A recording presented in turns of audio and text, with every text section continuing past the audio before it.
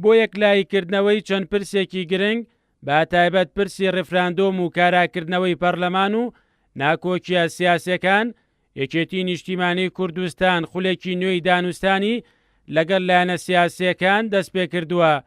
لە گفتوگۆکانیدا لەگەڵ لایەنەکان یەکێتی دەوێت دوایین بۆ چوونی لایەنە سیاسیەکان سەبارەت بە قەیران و کێشە سیاسیەکان هەرێمی کوردستان وەربگرێت و دواتر لە کۆبوونەوەکانی ئایندە لەگەڵ پارتی و هێز و لایەنەکانی تر بڕیاری پێویست لەبارەی چارەسەرکردنیانەوە بدرێت.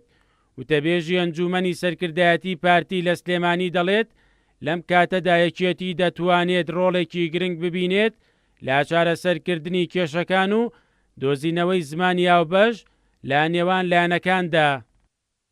یەکێتی نیشتیمانی کوردستان هێزێکی گرنگی سەر ساحەی سیاسی کوردستانەوە تەجروبەی چەند ساڵی حکومڕانیش لە کوردستانە دەریخستووە. هەر کاتێ ئەم هێزە لەگەڵ پارتی شەریک بوون لە دەسەڵات و تەحملی قەیران و تەحملی سەرخستنەکانیان کردووە، مژدەی تەحملی قەیران و ئەزمەکانیان کردووە، مژدەی سەرکەوتنەکانیش بەم دوو هێزە بڕاوە. دیارە ڕۆڵی یەکێتی وەک لە مێژووە لە بەرچاوە لە ئێستاشا لە پرسی ڕێفراندۆمان ڕۆڵێکی ئیجابی هەبووە، ڕۆڵەکەی لە بەرچاوە و بەخصوص ئەو کاتێک کە سەفەری ئێرانەکە قیادینی باڵای یەکێتی هەڵوێستی سابتینەتەوەی خۆیان بە ئێرانیەکان ڕاگەیان. ئەمە شوێنی خوێندنەوەیەکی ئیجابیە، شوێنی تەقدیرە و دیارە لە کۆبوونەوەکانی شارڕۆڵی یەکێتی هەر لە بەرچاوە.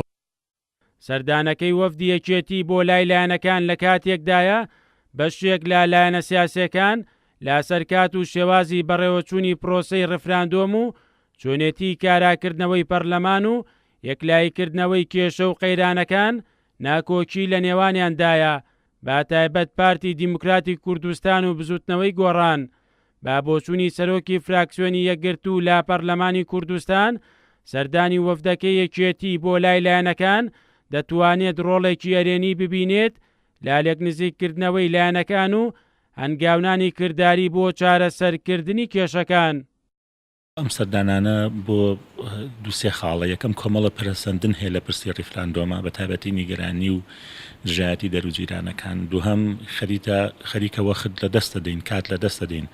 کەممان ماوە بۆ وادەی ڕێفراندۆم و بۆ کۆتایی هاتنی خولی چوارەمی پەرلەمانی کوردستان و ئەو هەڵبژاردنانی کە لە داهاتوە لە عێراق بەرەو ڕوومانە بێتەوە. هەروەها مەترسیەکانی حەشدی شەعبی و دوای شەڕی داعش هەموو ئەمانە لە سۆنگەی بەرپرسیارەتیەوە وەفدیەکێتی ئەوێ بە پارتی و بە هێزولانەکانی تر بڵێت چی بکەین بۆ داهاتووە، بێ هیچ هەنگاوێک بێ ڕاوێژ و مەشوەرەت نەنین و ئێمە گەر ناو ماڵی خۆمان ڕێک نەخینەوە و پەرلەمانی کوردستان کارانەکەینەوە و میلەت ئاژ نەکەینەوە لەگەڵ حکومڕانەکەی خۆیان، ئەوە ناتوانین خەونی سەربەخۆی بەدی بهێنین. ئێمە بۆ ئەوەی گومانی لایەنەکانی دەوروبەر بڕێوێنینەوە دەوڵەتانی دەروجیران پێویستمان بە وەفدی هاوبەش هەیە، بە سەردان و دانوستان و گفتوگۆی هاوبەش هەیە و بۆ ناوخۆش زەمینە سیاسی یاسایی و سیاسی و کۆمەڵاتی بکەین.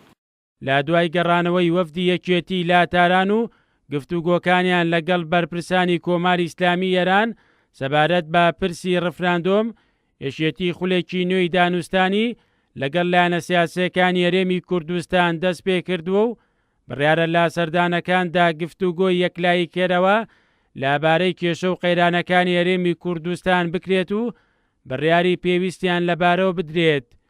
مەریوانە بڵا، کورتسات نیوز، سلێمانی.